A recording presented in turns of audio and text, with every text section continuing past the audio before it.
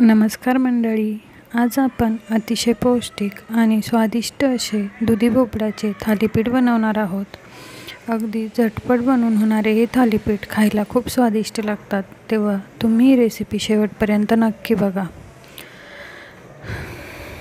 तर थालीपीठ बनवण्यासाठी इथे एक फ्रेश दुधी भोपळा मी घेतला आहे। आता याला किसणीच्या सहाय्याने बारीक असं किसून घ्यायचं आहे।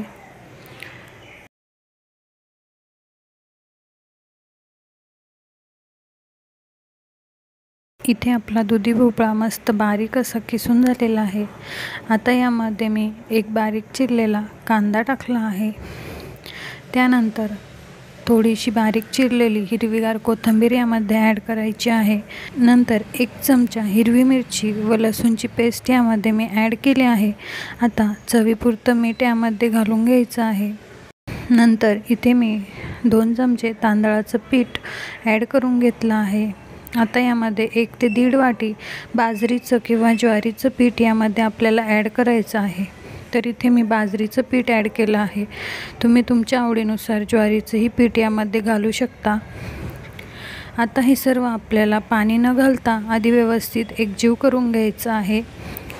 भोपळ्याला ऑलरेडी पाणी सुटलेलं असतं, त्यामुळे इथे पाण्याची गरज आपल्याला खूप कमी लागते।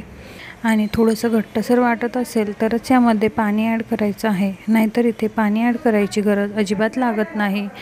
आपलं मिश्रण आपल्या भोपळ्याला ऑलरेडी पाणी सुटलेलं असतं, त्यामुळे आपलं मिश्रण व्यवस्थित असं या भोपळ्याच्या याच्यामध्ये मळलं जातं।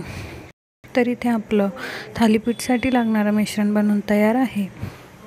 आता थालीपीठ थापण्यासाठी आपल्याला एक सुती कपडा ओला करून घ्यायचा आहे व त्यावर तयार आपल्या थालीपीठ मिश्रणाचा छोटासा गोळा घेऊन हलक्या हाताने थापून घ्यायचा आहे। तर तुम्ही इथे बघू शकता, अगदी इझिली आपलं हे थालीपीठ थापलं जात आहे। फक्त अर्धा मिनिटामध्ये आपलं थालीपीठ थापून तयार आहे। आता यावरून मी 1 चमचाभर सफेद तीळ टाकून घेत आहे। तीळ पूर्णतः ऑप्शनल आहे, तुम्ही नाही टाकले तरी देखील चालेल।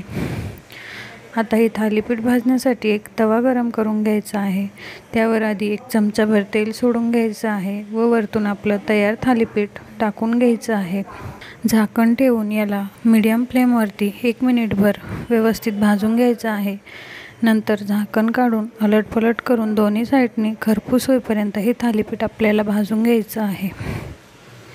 अगदी 3 ते 4 मिनिटांमध्ये आपलं थालीपीठ मस्त खरपूस आणि खमंग असं भाजून तयार आहे। हे थालीपीठ तुम्ही दह्यासोबत किंवा टोमॅटो केचपसोबत खाऊ शकता। अगदीच पौष्टिक आहे आणि खायला खूप स्वादिष्ट लागतं। तुमच्या मुलांनाही तुम्ही हे टिफिनमध्ये देऊ शकता, तेव्हा ही रेसिपी एकदा तरी नक्की ट्राय करा। रेसिपी आवडली असेल तर व्हिडिओला लाईक आणि चॅनलला नक्की सबस्क्राईब करा। धन्यवाद।